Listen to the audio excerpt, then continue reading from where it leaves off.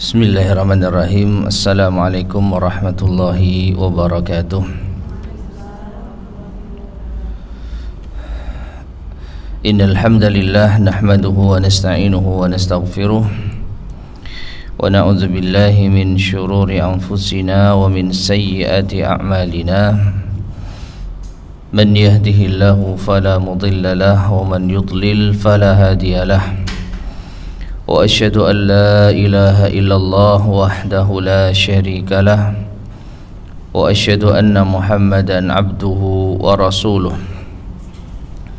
Allahumma salli wa sallim wa barik ala nabiyyina Muhammadin wa ala alihi wa ashabihi wa man tabi'ahum bi ihsanin ila yaumiddin, amma ba'd. Ma'asyiral muslimin rahimani wa rahimakumullah.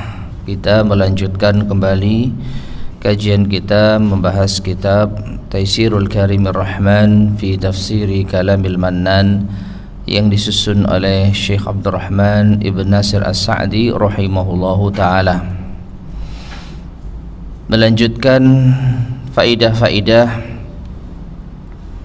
yang bisa diambil dari ayat ke 282 dari surat Al-Baqarah sampai pada faidah yang kelima.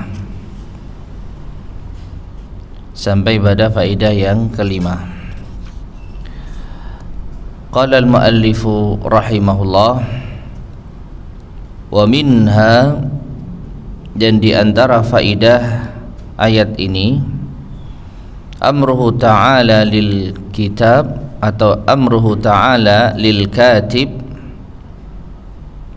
Allah perintahkan kepada penulis, yaitu orang yang mencatat, an yaktuba bainal muta'amilaini bil adl, untuk menulis antara dua orang yang sedang bermuamalah dengan adil. Fala yamilu ma'a ahadihima, maka jangan ia condong pada salah satu dari keduanya, liqarabatin wala ghairiha, baik karena hubungan kerabat ataupun yang lainnya. Wala ala ahadihima li'adawatin wa nahwiha, dan juga jangan ia memusuhi atau kontra dengan salah satu di antara keduanya karena permusuhan dan yang semisalnya. Taib, ma'asyar muslimin rahimani wa rahimakumullah. Allah subhanahu wa ta'ala berfirman pada ayat 282, wal yaktub bainakum katibun bil adl, dan hendaklah seorang penulis, pencatat, menulis di antara kalian, mencatat di antara kalian dengan adil. Maka orang yang diamanahi untuk mencatat transaksi, mencatat muamalah, hendaknya dia mencatat dengan adil. Tidak boleh condong memihak pada salah satu di antara keduanya karena sebab keluarga, kerabat, teman atau yang semisalnya. Demikian pula tidak boleh kontra terhadap salah satu di antara keduanya karena sebab permusuhan. Ya. Jadi harus adil. Kemudian wa minha, yang keenam, di antara faedah dari ayat ini, annal kitabata bainal muta'amilaini, bahwasanya pencatatan antara dua orang yang bermuamalah, min afdalil a'mal, ini termasuk di antara amalan yang paling afdal. Wa minal ihsani ilaihima, dan di antara bentuk ihsan pada keduanya, di antara bentuk perbuatan baik pada keduanya. wa fiha hifdzu huquqihima wa bara'ati zimamihima kama amarallahu bidzalik. Dan di dalamnya, di dalam pencatatan tersebut terdapat penjagaan atas hak keduanya dan melepaskan tanggungan keduanya sebagaimana yang Allah perintahkan yang demikian itu.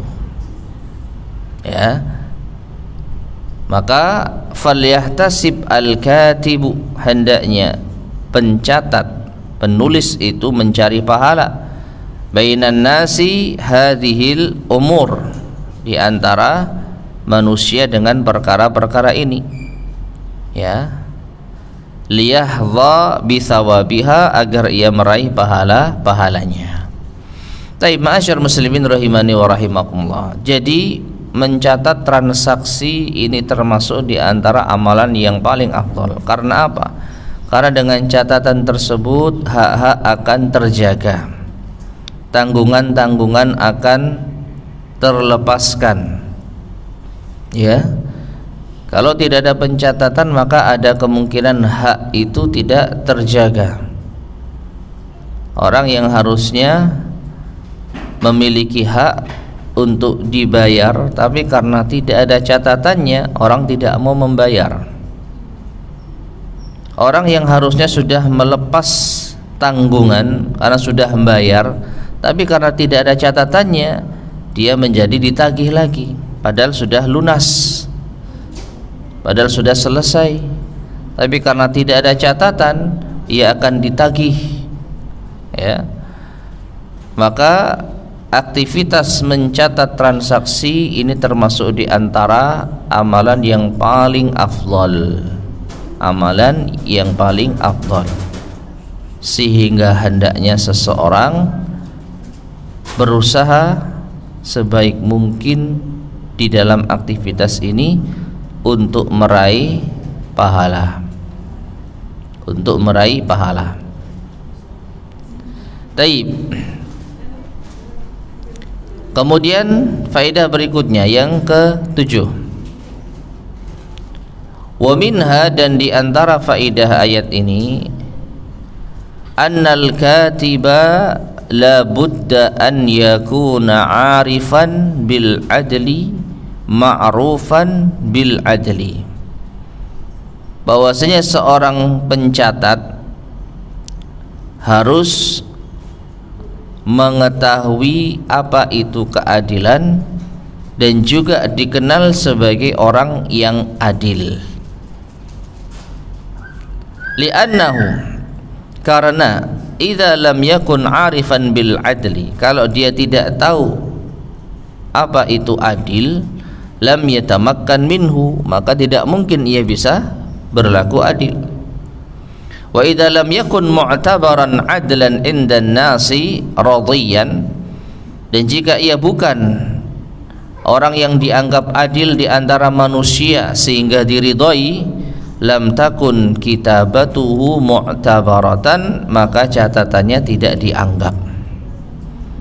Wala hasilan bihal maqsudu, sehingga tidaklah tercapai apa yang dimaksudkan.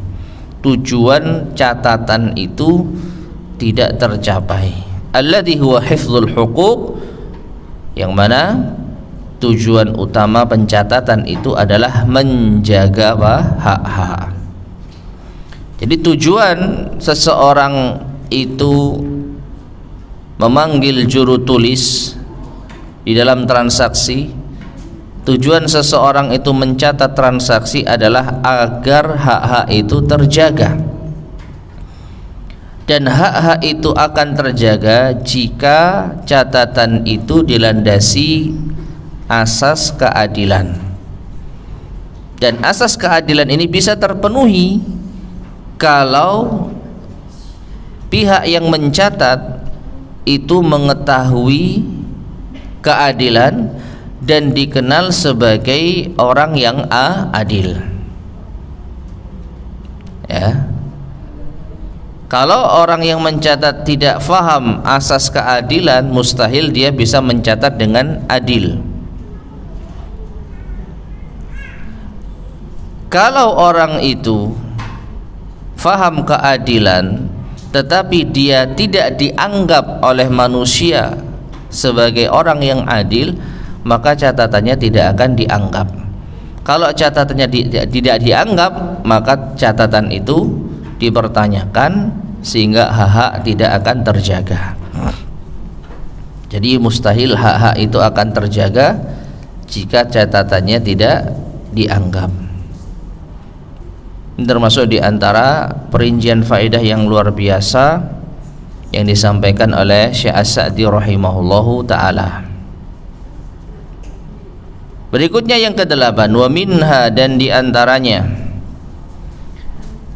anna min tamamil kitabati wal adli fiha, di antara bentuk kesempurnaan catatan dan keadilan di dalamnya, an yuhsinal katibul insya'a wal alfadhal mu'tabarata fi kulli muamalatin bihasabiha.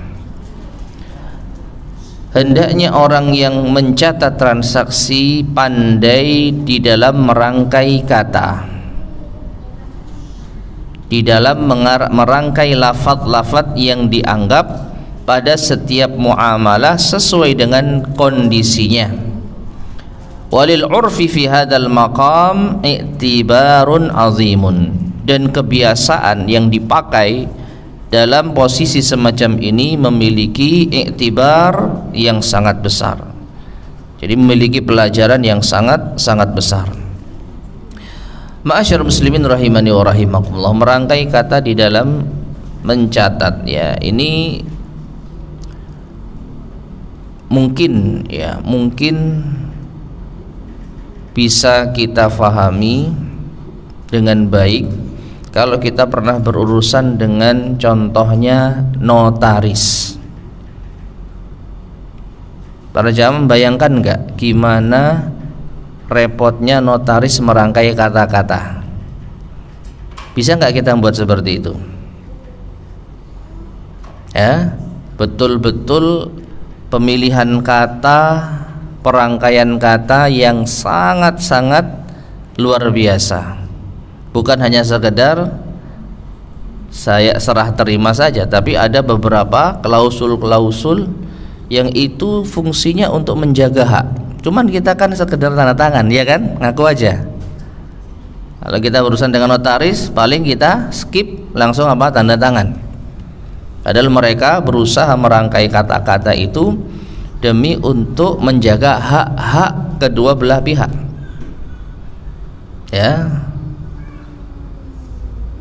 Bahkan di awal itu kalau ada kedua belah pihak yang melakukan transaksi, ya, disebutkan nama lengkap dan selanjutnya lalu disebut pihak pertama, kan gitu ya. Setelah itu orang kedua nama lengkapnya, selanjutnya disebut pihak kedua. Nah, ini untuk apa? Memudahkan di dalam memahami, ya.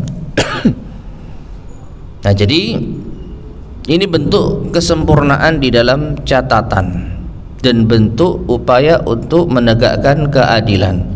Bahwasanya seorang juru tulis, seorang yang mencatat transaksi, hendaknya pandai di dalam merangkai kata. Ya.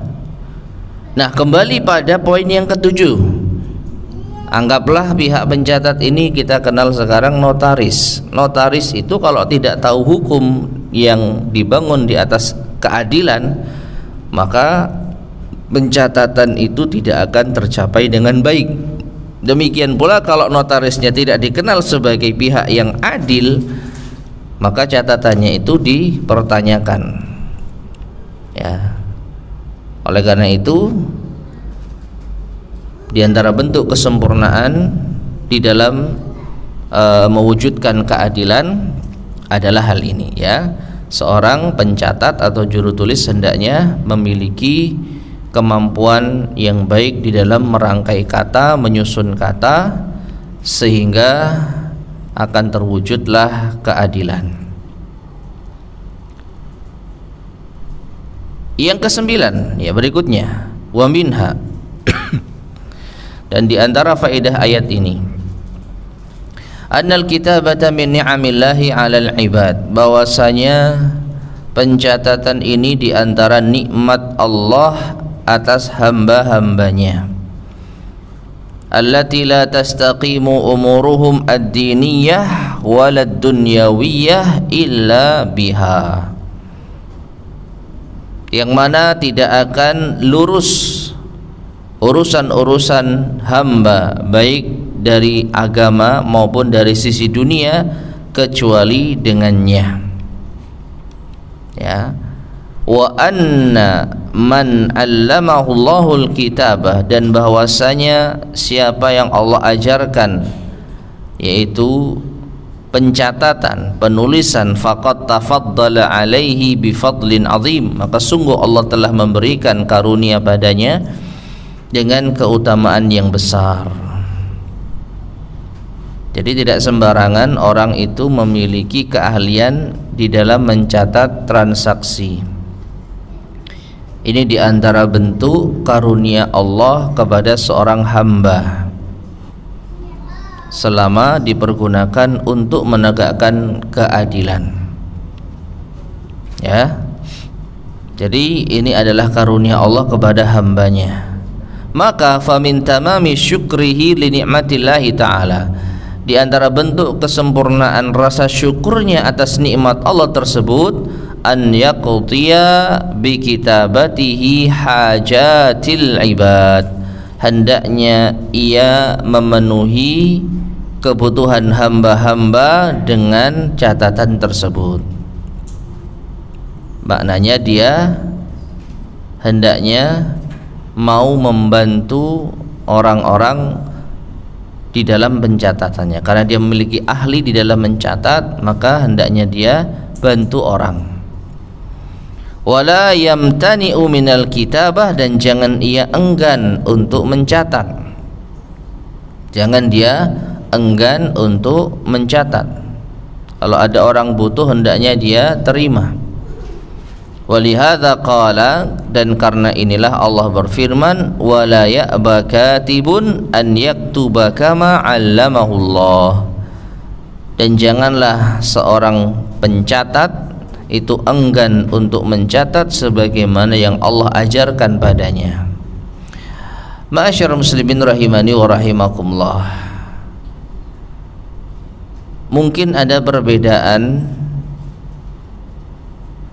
di zaman dahulu dan di zaman sekarang, ya. Allahu a'lam bishawab. Saya tidak tahu pasti di zaman dahulu orang yang diminta untuk mencatat transaksi, apakah di situ ada upahnya atau tidak. Ya. Namun yang jelas Allah Subhanahu wa taala melarang orang yang ahli di dalam mencatat untuk menolak permintaan kalau ada yang butuh pencatatan transaksi. Ya. Terlepas dari apakah ada upah atau tidak. Namun di zaman sekarang yang namanya profesi seperti tadi kita sampaikan, notaris yang memiliki kemampuan untuk mencatat, kemampuan untuk merangkai perjanjian, ya, antara kedua belah pihak yang bertransaksi, ya tentu di sini tidak gratis, kan begitu. Kecuali notaris itu yaitu melakukan tindakan sosial bagi orang yang tidak mampu, akan diberi bantuan ini dan itu. Nah, itu lain perkara. Itu lain perkara. Ya. Namun anggaplah ada upah yang harus dibayarkan. Maka seorang pencatat dilarang menolak permintaan, ya, ketika ada orang yang butuhkan. Ini kita bicara ada jasanya, bukan gratis. Ya, contoh, ada orang yang butuh bantuan di dalam bertransaksi dan dia sudah punya uang untuk membayar jasa pencatatan tersebut. Tapi pihak notaris tersebut tidak mau. Nah, kenapa? Ya mungkin karena ada urusan-urusan yang pribadi, atau mungkin karena faktor apa itu, ya tidak tahu. Ya, pokoknya saya nggak mau kalau diminta sama fulan jadi notarisnya. Padahal fulan punya uang untuk membayar dan fulan juga butuh jasanya. Karena notaris ini dianggap kompeten dalam transaksi ini. Ya. Maka dilarang seorang yang ahli di dalam bidang ini untuk menolak permintaan orang yang membutuhkan. Sekali lagi, ini dengan anggapan orang ini sudah punya dana. Orang ini sudah punya dana, tidak berharap gratisan. Dan dia betul-betul butuh bantuan. Dan notaris yang diminta itu memang benar-benar kompeten. Maka dilarang untuk menolak. Taib. Kemudian yang ke-10. Yang ke-10. Wa minha, dan di antara faidah dari ayat ini, annalladzi yaktubul katibu, bahwasanya yang ditulis, yang dicatat oleh seorang pencatat, huwa i'tirafu man alaihil haq, itu adalah pengakuan orang yang menanggung hak, itu orang yang memiliki kewajiban untuk menunaikan hak. Idza kana yusinu ta'bira 'anil haqqil ladzi alaihi, kalau orang itu baik di dalam mengungkapkan yang menjadi kewajibannya. Ya, fa in kana la yuhsinu dzalik, tapi kalau orang yang punya tanggungan ini tidak baik di dalam mengungkapkan kewajibannya, li sigharihi aw safahihi aw jununihi aw kharasihi aw adam istita'atihi, entah karena masih kecil atau dia orang yang safi, ya dungu, atau orang yang gila, atau orang yang bisu, atau orang yang tidak mampu, amla anhu waliyuhu, maka yang mendiktekannya adalah walinya. Ya, yang mendiktekan itu walinya. Maksudnya bagaimana? Orang yang harusnya mendiktekan, menyampaikan tanggungannya, harusnya dia yang mendiktekan, saya punya tanggungan sekian, tolong dicatat ya Pak Notaris. Ya, saya punya hutang sekian, tolong dicatat. Maka pihak pencatat ini tinggal menulis sesuai dengan pengakuan orang yang punya tanggungan. Tapi kalau orang yang punya tanggungan ini memiliki kekurangan seperti tadi, maka pihak walinya lah yang menggantikannya. Ya, wa qama waliyuhu fi dzalika maqamahu, maka walinya lah yang akan menempati posisinya. Ya. Ini ya masalah apa, bisa dikatakan masalah perincian fikih ya. Fikih di dalam masalah perwalian, khususnya dalam tanggungan. Ya. Berikutnya, wa minha, dan yang ke-11 di antara faedah dari ayat ini, anal i'tirafa min a'zami turuqil lati tathbutu bihal huququ, bahwasanya pengakuan adalah jalan terbesar, metode terbaik yang dengannya hak-hak itu ditetapkan. Haitsu amara Allah Ta'ala an yaktubal katibu ma amla alaihi man alaihil haqqu, di mana Allah Ta'ala perintahkan seorang pencatat untuk mencatat apa yang disampaikan oleh orang yang memiliki tanggungan. Ya, jadi ada orang hutang piutang, dua belah pihak itu bertemu karena transaksi hutang piutang. Maka orang yang memiliki tanggungan, orang yang berhutang, itu mengakui di hadapan juru tulis kalau memiliki hutang sekian-sekian, dan perjanjiannya akan dibayar pada waktu tertentu. Ya, maka pengakuan di sini pihak yang punya tanggungan itu apa? Mengaku punya hutang. Ini adalah metode terbaik di dalam menetapkan apa? Hak. Karena apa? Kalau ada transaksi hutang piutang tetapi pihak yang berhutang tidak mengakui, nah ini panjang urusannya. Panjang urusannya. Ya. Bahkan mungkin tidak cukup di juru tulis, tapi di pengadilan dulu. Ya, dan nanti akan dibahas secara khusus masalah persaksian ini. Jadi dua orang yang bermuamalah hutang piutang, keduanya harus apa? Siap sesuai dengan kejujuran masing-masing. Pihak yang berhutang harus mengakui sejujur-jujurnya tanggungan yang ia miliki. Ya, saya punya hutang kepada pihak pertama misalkan, ya.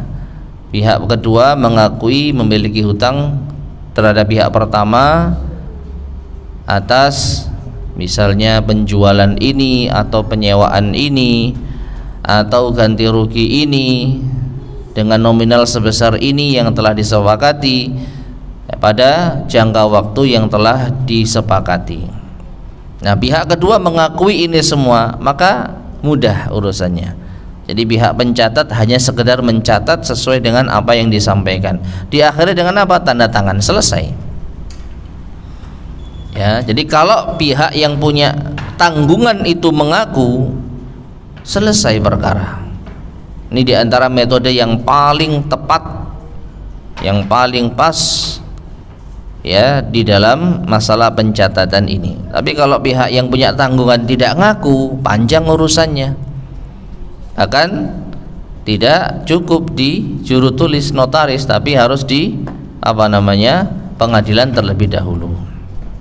Nah, ini berikutnya yang ke-12, wa minha, dan di antara faedah dari ayat ini subutul wilayati 'alal qasirin, ditetapkannya atau sahnya perwalian bagi orang yang memiliki kekurangan.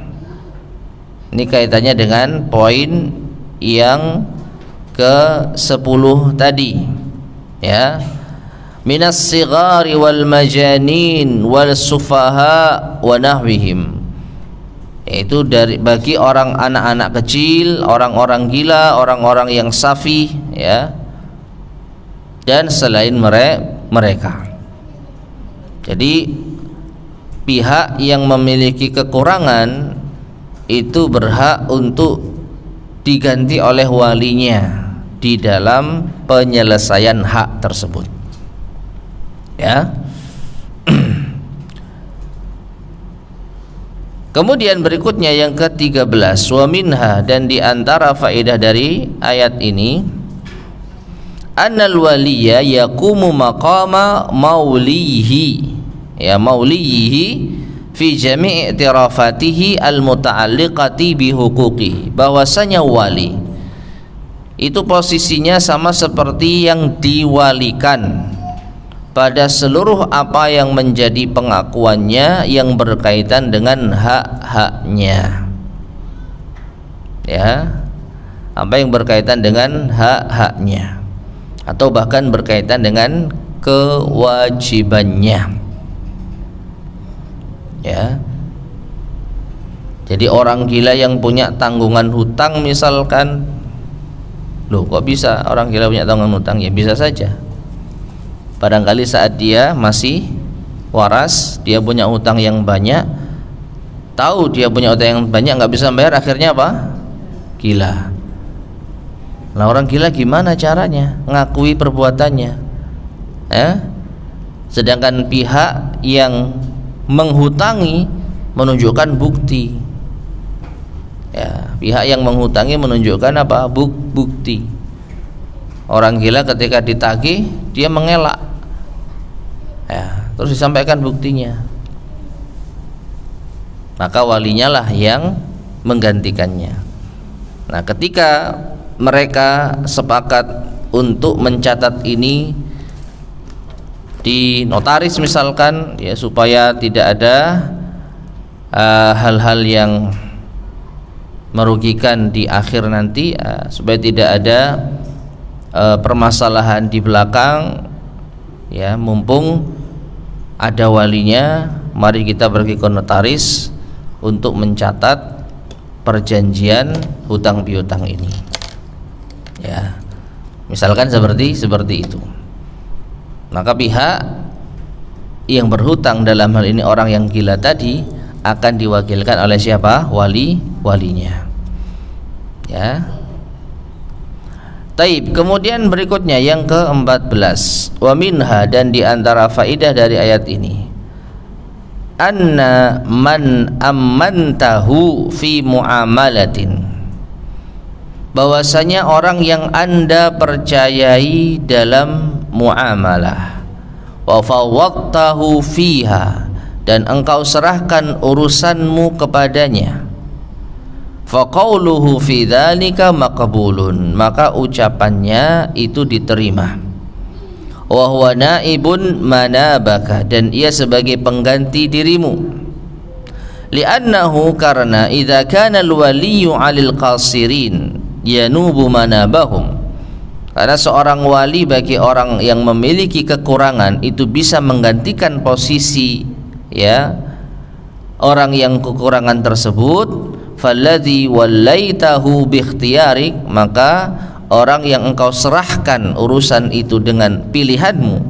wa fawwadta ilaihil amra, dan yang engkau serahkan urusan itu kepadanya, aula bil qabul, maka lebih berhak untuk diterima ucapannya, wa tibari qaulih, dan dianggap ucapannya, wa taqdimihi ala qaulik, bahkan didahulukan daripada ucapanmu, indal ikhtilaf, ketika terjadi perbedaan. Tapi ma'asyar muslimin rahimani wa rahimakumullah, mungkin ya, bisa kita maknai seperti pengacara gitu ya, seperti pengacara. Jadi seorang yang memiliki permasalahan dalam transaksi, ia memiliki hak karena dia pihak yang menghutangi misalkan, lalu dia menunjuk seorang pengacara dalam urusan ini kepada pihak juru tulis misalkan, ya, maka pihak pengacara ini betul-betul posisinya menggantikan kliennya, betul-betul menggantikan kliennya. Jadi apa yang dia sampaikan itu atas nama kliennya, apa yang dia ucapkan itu betul-betul mewakili kliennya. Bahkan disebutkan di sini oleh Syekh, ya, kalau antara klien dan pengacaranya itu berselisih, maka yang dianggap ucapan pengacaranya, ucapan pihak yang telah diamanahi mengurus kasus ini. Sampai segitunya, ya. Nah, kesimpulannya, kalau pihak yang memiliki tanggungan, dalam hal ini contohnya dalam hutang piutang, ya, pihak yang memiliki tanggungan hutang itu kalau dia dalam kondisi kekurangan bisa diwakili oleh walinya, maka pihak yang memiliki hak juga bisa menunjuk seorang untuk menggantikannya, ya. Jadi sama-sama apa? Diwakili. Pihak yang memiliki kekurangan diwakili oleh walinya, pihak yang memiliki hak diwakili oleh pengacaranya, misalkan seperti itu. Jadi dua-duanya apa, boleh. Kemudian yang ke-15, wa minha, dan di antara faidah dari ayat ini, annahu yajibu 'ala alladhi 'alaihi al-haqqu idza amla 'ala al-katibi an yattaqiyallaha wa la yabkhas al-haqqa alladhi 'alaihi, bahwasanya wajib bagi orang yang memiliki tanggungan tatkala ia menyampaikan kepada juru tulis untuk bertakwa kepada Allah dan tidak bersikap curang atas hak yang menjadi kewajibannya. Ya. Jadi pihak yang memiliki tanggungan harus jujur dan bertakwa kepada Allah ketika menyampaikan kepada juru tulis tentang pengakuannya. Ya. Jadi harus betul-betul sesuai dengan fakta dan realita. Jangan curang. Ya. Dia punya hutang 100 juta lalu dia bilangnya 90 juta. Catat 90 juta. Padahal hutangnya 100 juta. Nah, ini curang. Fala yanqusuhu fi qadari atau fi qadri wala fi wasfi wala fi syartin min syuruti au qaidin min quyudi. Maka jangan ia kurangi kadarnya, jangan ia kurangi sifatnya, dan juga syarat di antara syarat-syaratnya atau ikatan di antara ikatan-ikatannya. Ya. Punya hutang sekian ratus juta lalu ia kurangi, yang dia akui hanya 90 juta misalkan. Ya. Dan berbagai macam syarat ataupun sifat-sifat yang ada. Bal alaihi an ya'tarifa bi kulli ma alaihi min muta'alliqatil haqq. Bahkan wajib baginya untuk mengakui setiap apa yang menjadi tanggungannya dari hal-hal yang berkaitan dengan hak orang. Kama yajibu dzalik, sebagaimana hal itu juga wajib idza kana al-haqqu ala ghairihi lah. Ya, kalau itu terkait dengan kewajiban orang lain terhadap dirinya. Kalau dia yang punya hak, dia wajib untuk apa? Menyampaikan apa adanya. Dia hutang ke saya 100 juta. Nah, sebagaimana kalau kita yang punya hak, kita menuntut orang yang punya tanggungan untuk jujur, demikian pula kalau kita yang memiliki apa? Tanggungan. Kalau kita yang punya tanggungan, maka kita harus jujur sebagaimana kita ingin orang yang memiliki tanggungan ke kita juga jujur. Faman lam yaf'al dzalik, maka siapa yang tidak melakukan hal tersebut, fahuwa minal mutaffifin al-bakhisin, maka ia termasuk mutaffifin, yaitu orang-orang yang berbuat curang, mengurangi timbangan, contohnya itu ya. Kemudian yang ke-16 berikutnya, wa minha, dan di antara faedah ayat ini, wujubul i'tirafi bil huquqil jaliyati wal huquqil khafiyah. Wajib untuk mengakui hak-hak yang jelas dan hak-hak yang samar. Wa anna dzalika min a'dhami khisalit taqwa, dan bahwasanya yang demikian itu termasuk di antara karakter ketakwaan. Kama anna tarkal i'tiraf, sebagaimana tidak mengakui ya biha hak-hak yang jelas maupun yang samar, min nawaqidit taqwa wa nawaqisiha, termasuk pembatal ketakwaan dan yang mengurangi ketakwaan. Ma'asyar muslimin rahimani wa rahimakumullah. Faedah ke-16 ini penegas dari faedah ke-15. Faedah ke-15, orang harus jujur di dalam menyampaikan apa yang menjadi tanggungannya. Dia harus bertakwa kepada Allah dengan sejujur-jujurnya. Maka dari itu tidak boleh ia tutupi sedikit pun, baik itu perkara yang jelas maupun yang samar. Ya, tidak boleh ia sembunyikan sedikit pun. Ya, harus ia akui hak-hak yang jelas maupun yang samar. Jadi ada yang ditutupi karena itu mungkin perkara sepele gitu, maka jangan. Hal sepele apapun itu kalau berkaitan dengan tanggungannya, maka dia wajib untuk jujur menyampaikannya. Ya. Taib. Yang ke-17 berikutnya.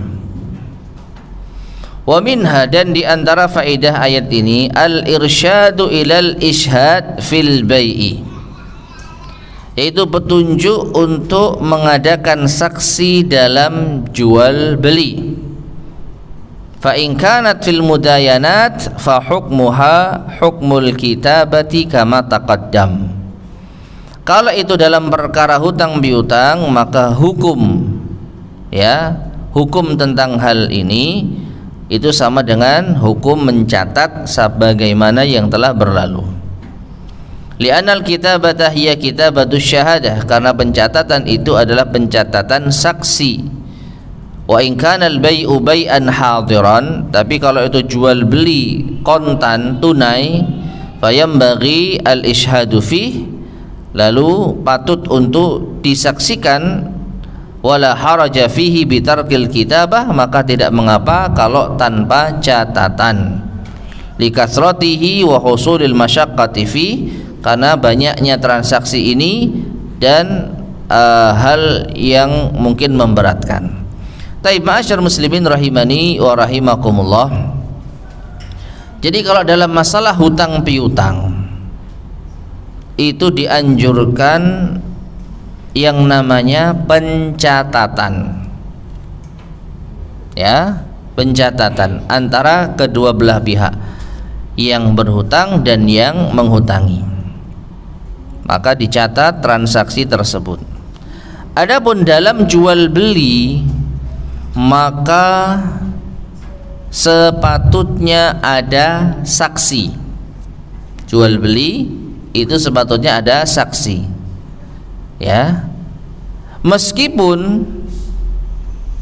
Meskipun dianjurkan pula untuk mencatat, tetapi tidak seperti hutang piutang. Kalau hutang piutang sangat ditekankan, dan fungsi saksi dalam hutang piutang ini terwakili dengan catatan. Jadi sudah cukup. Orang hutang piutang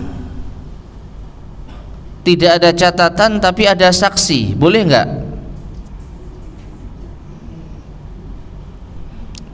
Ada dua orang yang memiliki transaksi hutang piutang, tidak ada catatannya tapi ada saksinya, boleh atau tidak? Boleh.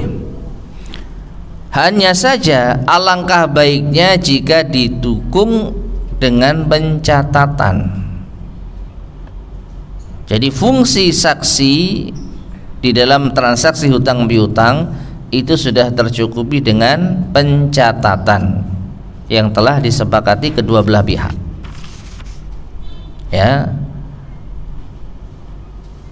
Karena apa? Karena pencatatan ini awet, dia bisa disimpan.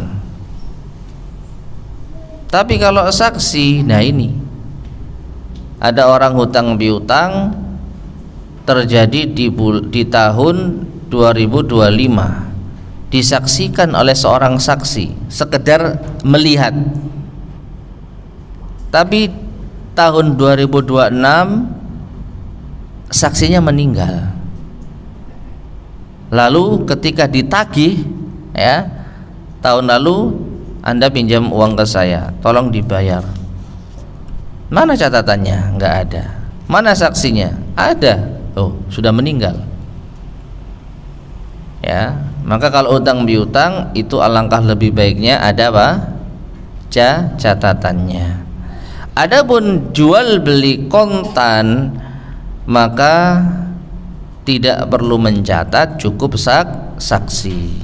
Tidak perlu mencatat, cukup saksi. Namun ma'asyar muslimin rahimani wa rahimakumullah, di zaman sekarang namanya jual beli kekinian justru yang ada itu apa? Catatan, nota, kwitansi, kan gitu. Ya. Justru sekarang lebih mudah nota daripada saksi. Padahal di sini disebutkan wa in kana al-bai'u bai'an hadiran fayanbaghi al-ishhadu fihi. Kalau jual beli itu jual beli kontan, maka sepatutnya memanggil saksi. Wala haraja fihi bitarkil kitabah, kalau enggak dicatat enggak apa-apa. Nah, kan seakan-akan kalau jual beli kontan cukup saksi, enggak perlu catatan. Tapi sekarang justru kemudian alasannya apa? Kenapa cukup saksi tidak perlu mencatat? Karena saking banyaknya transaksi dan akan sulit kalau setiap transaksi tunai dicatat. Nah, di zaman dahulu ya sulit karena harus apa? Tulis. Ya, coba dipahami. Zaman dahulu orang beli misalkan beli sapi. Ya. Kalau setiap transaksi harus dicatat, ini akan menyulitkan. Zaman dahulu, maka cukup ada saksinya. Kamu lihat ya, saya beli sapi kepada fulan seharga sekian juta. Oke, deal sah, selesai, pulang. Ya. Tapi kalau sekarang justru lebih sulit mencari saksi daripada menerima catatan. Kenapa? Karena sekarang sudah ada alatnya. Ya. Kita transaksi di supermarket, cuman ada kita dan kasir, gitu ya. Mau beli ini, ada 100 item yang kita beli. Kasir masukkan. Nah, kalau kita harus pakai saksi, manggil orang dulu, nggak ada orang. Ya. Maka masa setiap pembayaran harus ada orang yang standby di sana untuk menyaksikan. Nah, sekarang cukup dengan adanya struk, kwitansi, nota, ya, ini lebih mudah dibandingkan dengan saksi. Ya. Tidak kita pungkiri zaman sekarang berubah. Taib. Berikutnya yang ke-18, wa minha, dan di antara faidah ayat ini, al-irsyadu ila ishhadi rajulaini adlain. Petunjuk untuk mengadakan saksi dua orang laki-laki yang adil. Ya, dua orang laki-laki yang adil. Fa in lam yumkin, tapi kalau tidak mungkin, au ta'azzara, atau atau uzur, ya, ada uzur, nggak ada dua laki-laki, ya. Au ta'assara, atau sulit menemukan dua laki-laki yang menjadi saksi, farajulun wa mra'atan, maka bisa satu orang laki-laki dan dua orang wanita. Wadzalika syamilun li jami'il muamalat, dan ini mencakup seluruh muamalah. Buyu'ul idarah wa buyu'id duyun, ya, buyu'ul idarah wa buyu'ud duyun, ya, jual beli idarah, ya, apa namanya itu, ada yang mengatakan obligasi gitu ya. Wa buyu'ud duyun, dan jual beli utang piutang. Wa tawabi'uha, dan juga hal-hal yang mengikutinya, minasyuruti wal wathaiqi wa ghairiha, berupa syarat, dokumen, dan yang lain-lainnya. Ya. Taib. Jadi saksi di dalam transaksi apapun itu dituntut dua orang laki-laki, atau seorang laki-laki dan dua orang wanita. Wa idza qila, kalau ada yang mengatakan, qad sabata annahu sallallahu alaihi wasallam qadha bisyahidil wahidi ma'al yamin, telah sahih dari Nabi sallallahu alaihi wasallam bahwasanya beliau memutuskan dengan seorang saksi bersama dengan sumpahnya. Perhatikan, ada hadis yang menunjukkan kalau Nabi sallallahu alaihi wasallam memutuskan perkara cukup dengan seorang saksi beserta sumpahnya. Wal ayatul karimah, sedangkan pada ayat yang mulia ini laisa fiha illa syahadatu rajulaini aw rajulun wa imra'atain. Sedangkan ayat yang mulia ini tidak disebutkan kecuali persaksian dua orang atau dua orang apa? Laki-laki, atau seorang laki-laki dan dua orang wanita. Jadi dipahami?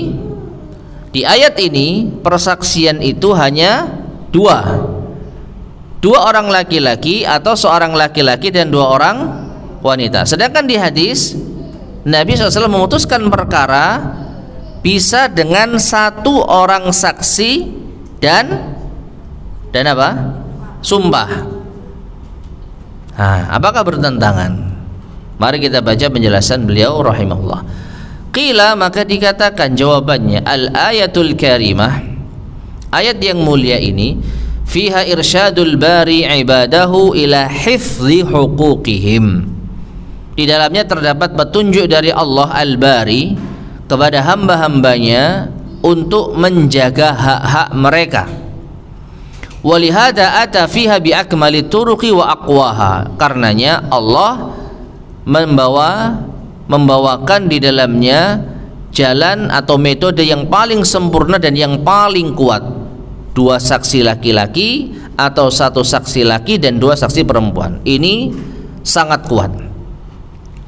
Walaysa fiha ma yunafi ma dzakarahu an-nabiy sallallahu alaihi wasallam. Dan ini tidak bertentangan dengan apa yang disebutkan Nabi sallallahu alaihi wasallam minal hukmi bisyahidi wal yamin, berupa hukum seorang saksi dan sumpah. Ya, bagaimana kok bisa tidak bertentangan? Perhatikan, fababu hifdzil huquq fi ibtida'il amri, maka bab menjaga hak itu pada awal permulaan.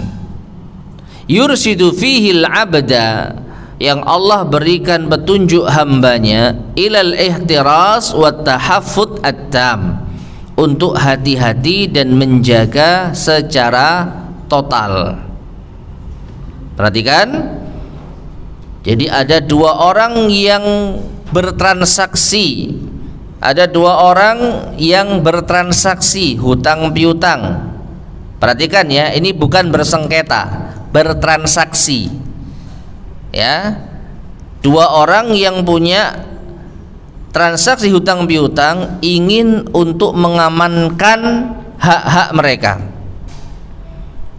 Yang hutang ingin agar hitungannya itu benar, tanggungannya itu benar, tidak ditambah-tambahi.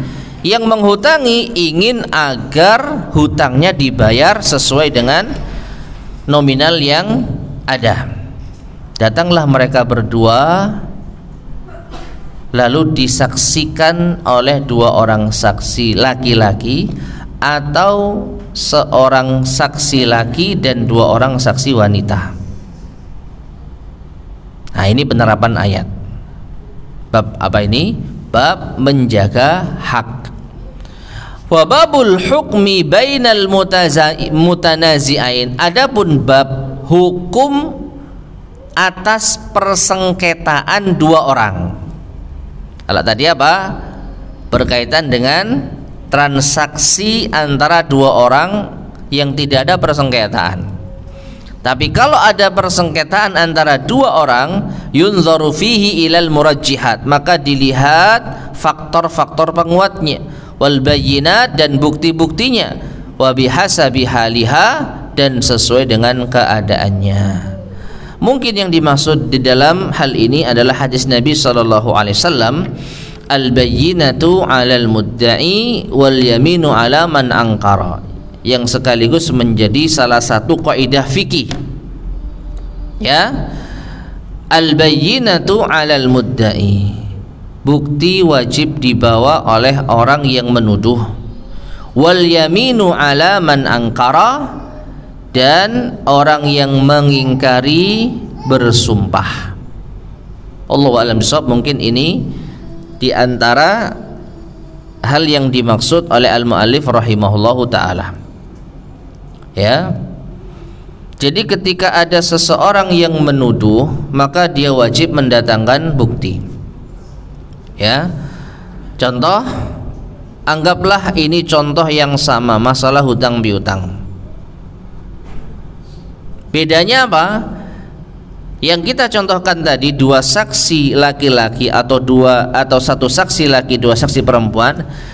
Dua pihak ini tidak bersengketa, tidak ada pertikaian, tidak ada perselisihan. Dua-duanya sepakat untuk mengamankan hak masing-masing, datang ke juru tulis atau datang dengan saksi. Dua saksi tadi. Saya punya utang sekian, dia punya utang sekian. Saya punya tanggungan sekian, dia punya hak sekian. Ya. Nah, ini apa? Selesai. Tapi kalau ada orang yang menuduh orang lain hutang, tidak ada angin, tidak ada hujan, bayar hutangmu. Nah gitu ya. Si A bilang ke si B, B, bayar hutangmu. Si B merasa nggak punya hutang. Hutang apa? Ya, saya nggak punya hutang sama Anda. Maka diberlakukanlah kaidah tadi, al-bayyinatu 'alal mudda'i. Yang menuduh wajib mendatangkan bukti. Ya, si A wajib mendatangkan bukti. Kalau nggak punya bukti, ya, si B tanya, saya nggak punya hutang sama antum, mana buktinya? Mana saya pernah punya hutang? Ya, si A mengatakan nggak ada buktinya, cuman dulu, ya, tidak ada saksi, tidak ada catatan, tidak ada apapun. Yang penting kamu punya hutang sama saya. Ya, tapi si A nggak punya bukti, dia hanya apa? Menuduh. Maka si B kalau mau mengingkari cukup dengan bersumpah. Ya, wallahi, kata si B, saya tidak punya hutang ke Anda. Maka dalam hal ini B yang dimenangkan. Nah, jadi cukup dengan sumpah dan dia bersaksi tidak punya hutang, ini sudah selesai urusan. Ketika ini diangkat kepada apa? Hukum, ya, dianggap ke pihak yang memiliki wewenang dalam hukum. Jadi beda perkara dengan mengamankan hak di awal dalam kondisi damai, lalu mencatat transaksi, maka harus dua saksi laki-laki atau satu saksi laki, dua saksi wanita. Adapun dalam masalah persengketaan ini lebih fleksibel. Ya, dalam masalah persengketaan itu lebih fleksibel. Ya, tidak cukup saksi dan sumpah. Wallahu a'lam bishawab. Taib masyarakat muslimin rahimani wa rahimakumullah. Kita lanjutkan satu lagi, 19 ya. Faedah ke-19. Minha, dan di antara faedah dari ayat ini, anna syahadatal mar'ataini, bahwasanya persaksian dua wanita, qaimatun maqamar rajulil wahidi fil huquqid dunyawiyah. Ya, perhatikan. Persaksian dua orang wanita ini menempati posisi persaksian seorang laki-laki dalam hak-hak duniawi. Ya, dalam masalah transaksi, dalam masalah hutang piutang, dalam masalah duniawi. Wa amma fil umurid diniyah, adapun dalam urusan agama, kariwayati wal fatwa, seperti meriwayatkan hadis atau fatwa, fa innal mar'ata fi taqumu maqamar rajuli, maka seorang wanita ini posisinya menempati seorang laki-laki, sama. Dalam masalah riwayat hadis tidak dibedakan antara laki dan wanita. Contohnya siapa? Contohnya bagaimana? An Aisyah radhiyallahu anha, dari Aisyah radhiyallahu anha, beliau bersaksi sendiri bahwa mendengar Rasulullah SAW bersabda. Diterima enggak? Ya, lo Aisyah cuman sendirian lo. Diterima karena ini masalah apa? agama. Tapi kalau masalah urusan duniawi persengketaan, misalkan Aisyah dipanggil menjadi saksi, maka harus 2 orang baru bisa menggantikan posisi seorang laki-laki. Nah, wal farqu zahirun bainal babain, maka perbedaannya jelas antara 2 bab ini, ya. Jadi dalam masalah dunia maka 2 orang wanita ini bisa menggantikan posisi seorang laki-laki. Tapi dalam urusan agama maka tidak ada beda antara laki-laki dan wanita. Wallahu ta'ala a'lam bissawab. Taib ma'asyar muslimin rahimani wa rahimakumullah, kita cukupkan kajian kita di pagi hari ini sampai pada faedah yang ke-19. Insyaallah akan kita lanjutkan pada kesempatan berikutnya faedah yang ke-20, ya. Jadi di sini Syekh As-Sa'di rahimahullah taala betul-betul membahas faedah ini dengan sangat lengkap dan sangat rinci, ya. Oke, silakan.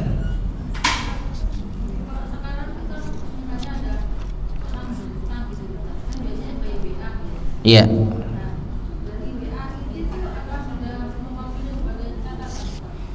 Iya, yang saya yakini dari WA ini sudah bisa menjadi catatan dan bukti.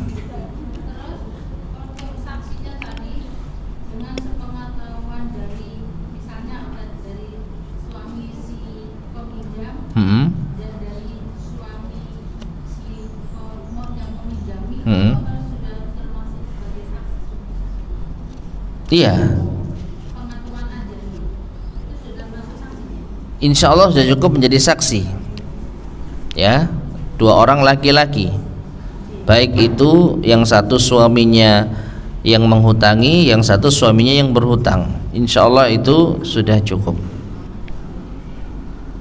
Wallahu a'lam bishawab. Taib, ada lagi yang sampaikan?